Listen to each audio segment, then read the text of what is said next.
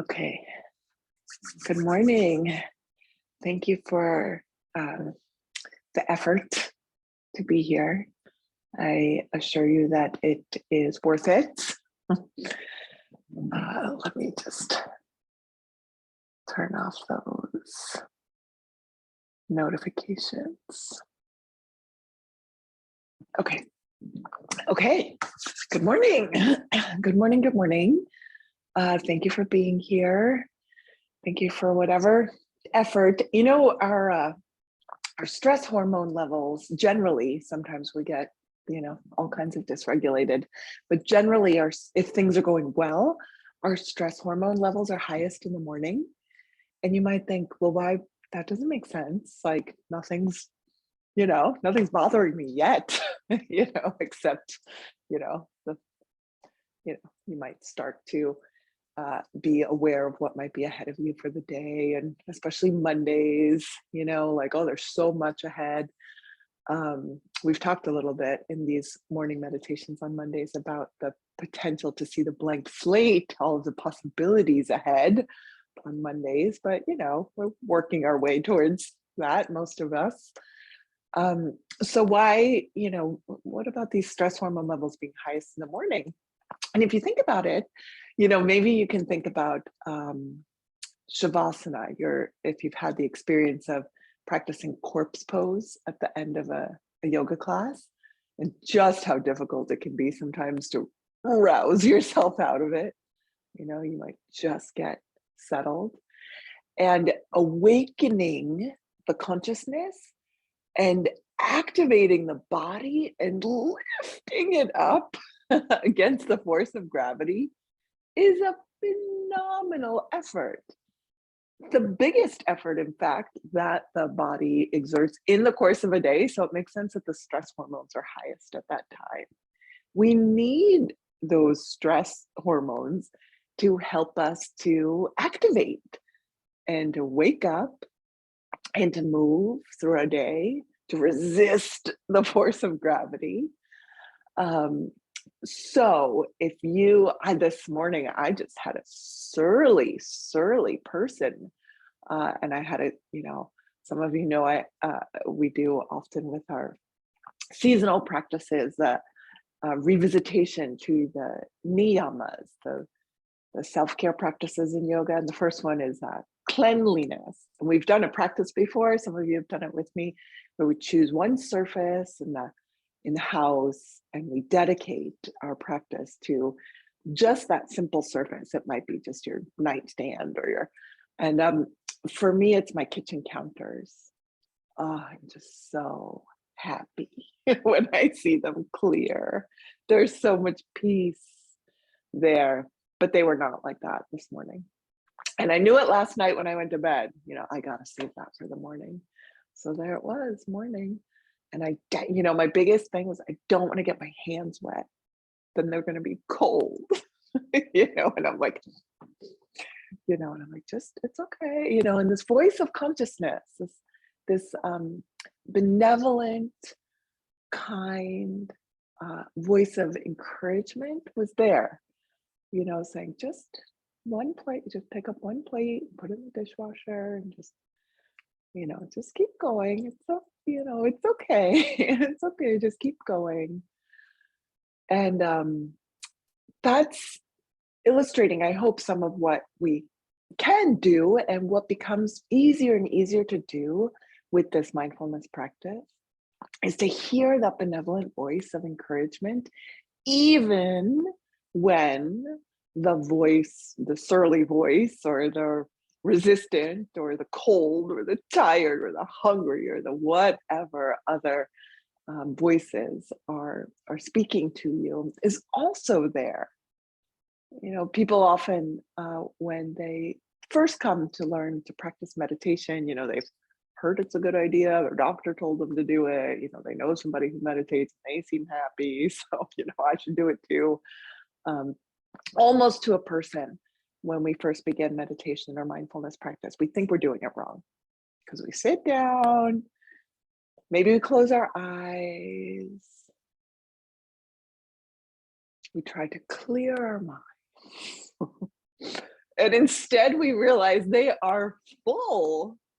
We realize our minds are so full with these voices of our experience, of our sensations, our thoughts, our feelings.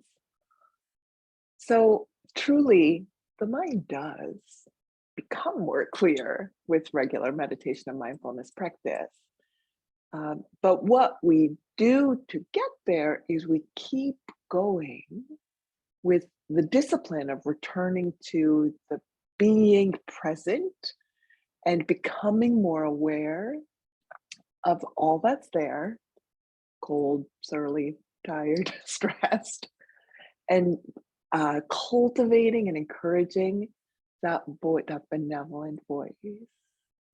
So let's do it today again. Know that you're doing great. You're here. It can be going perfectly, and it can still be hard, is what we seem to come to find out with these life experiences. So see if you can tap in. I know because you're here that you have a sense of this voice of encouragement. You may or may not feel like it's yours.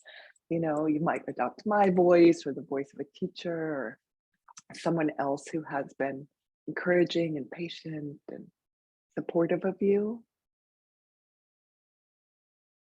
You're doing great. You're doing it. You're breathing. You're awake. You're embodied. This next breath is also for you. See if you can really take it in. We'll do a little breathing practice this morning. So the first thing is just to notice you are breathing.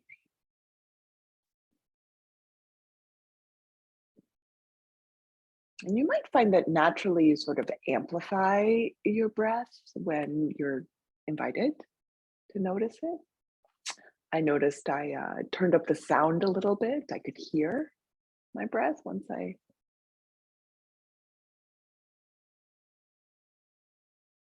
turned the volume up a little bit.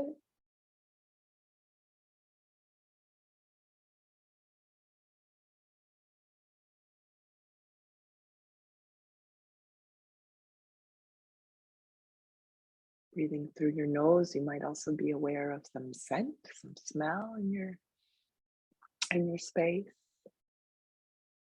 And this is a lovely way to really weave the senses and the sense impressions into practice to purposefully introduce or use scent. You could, if you have, recently washed your hands, or if you have some lotion or oil nearby, you might take your palms and rub them together, and then, cup your nose, and maybe even you can cup your eyes and give your visual sense a chance to just rest for a moment and take a deep breath. You have a candle or something else that smells pleasant. You could invite it in on the wave of the inhalation.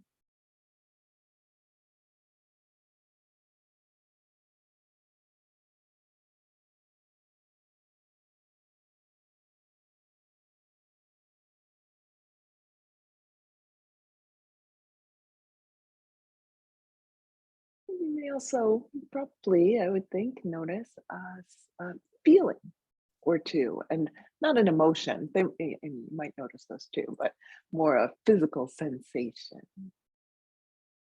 So maybe temperature, like the cool sensation of the inhalation at your nostrils. Maybe some pressure as your ribs press out. Make room for the lungs as they expand. Maybe you even feel your diaphragm, your belly.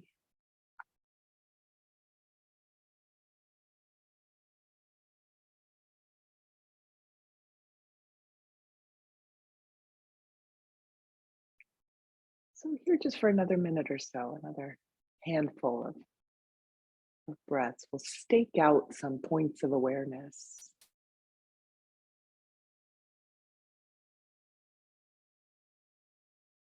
to connect us with this experience of breathing.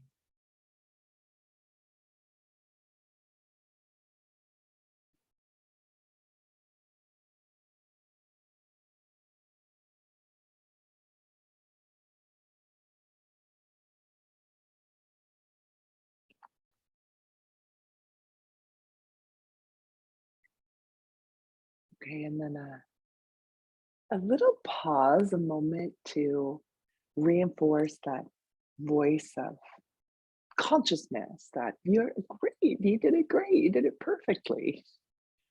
You're breathing, you're noticing, well done.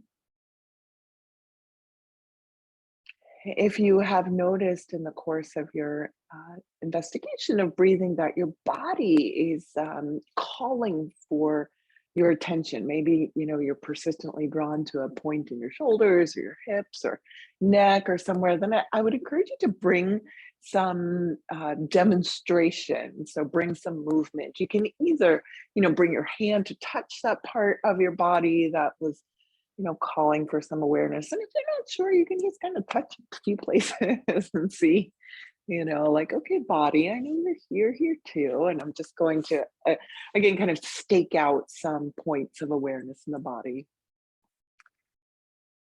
If it would be helpful to reposition yourself so that you're able to focus more easily on your breath, then I really encourage you to do that. I usually teach breathing practice in person um, to folks who don't have a lot of posture practice in their experience. Reclining, so reclining is an option.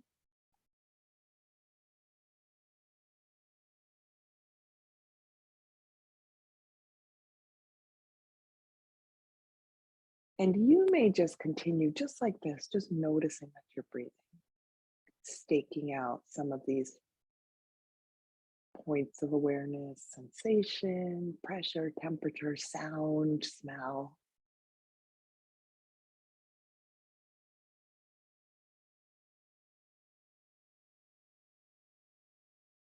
If you're feeling quite comfortable with your breath and would like to experiment with a technique, then I'll ask you to envision um, a glass of water and the process by which you would fill up and then empty a glass.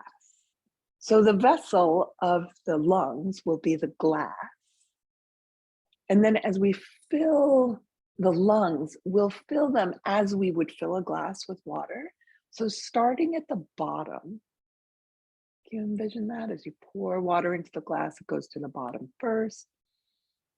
And if you're again not so sure about that sensation, you might bring your hands to your bottom ribs or to your belly and try to get your breath to come down and out into the lowest part of your lungs first, and then across the chest into the side ribs, and then up into the space underneath the collarbones, under the shoulders. Your shoulders might even like lift and expand a little bit as you top off your glass. Okay, and then as if you were to empty a glass, it would empty from the top first, right? So the shoulders can drop down and come in. And then from the middle, the ribs hug back in. And then from the bottom, the belly sucks in, the diaphragm lifts. So I know those actions can be sometimes very easy to feel, sometimes a little bit more elusive.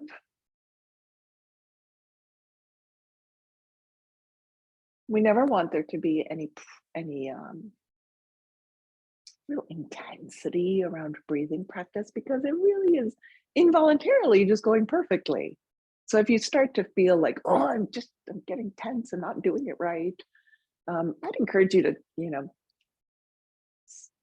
do some horse lips with your mouth, get up and wave your arms around, sort of do something to distract your attention away from breathing, and it will reset itself back to a beautiful natural rhythm on its own. And then when you have, again, an easy awareness of the rhythm of your breath, you might just start to, as you're filling the glass from the bottom, the middle, the top, and then emptying from the top, middle, the bottom.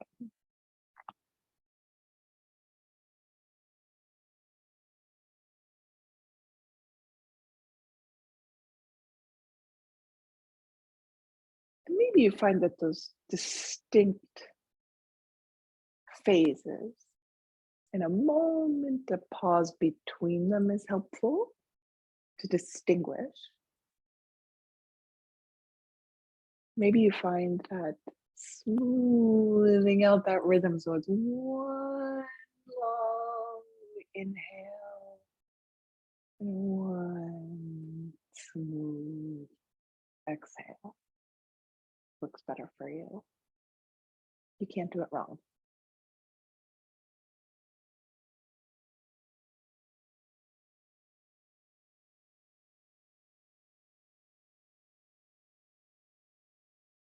Okay, let's do just one more cycle together.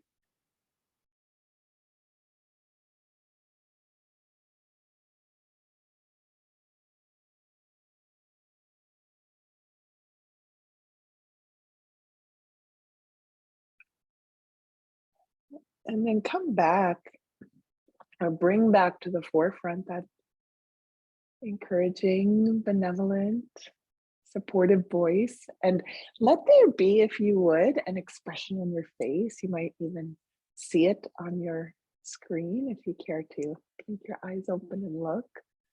That reflects, yes, well done.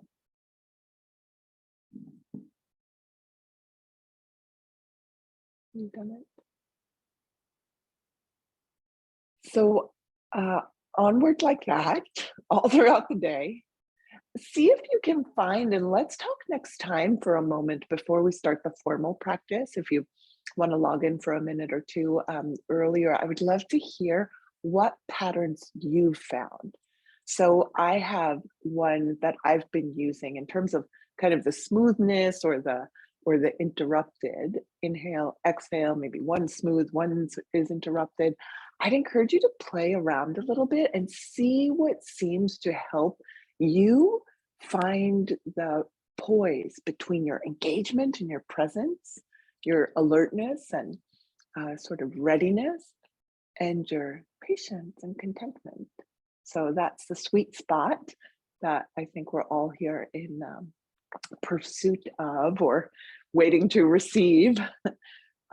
So see if you can find between that, the glass filling and glass emptying, slow, smooth pour, you know, topping it off like this. See if you can find a rhythm that really speaks to you, that becomes your sort of unique variation of this practice.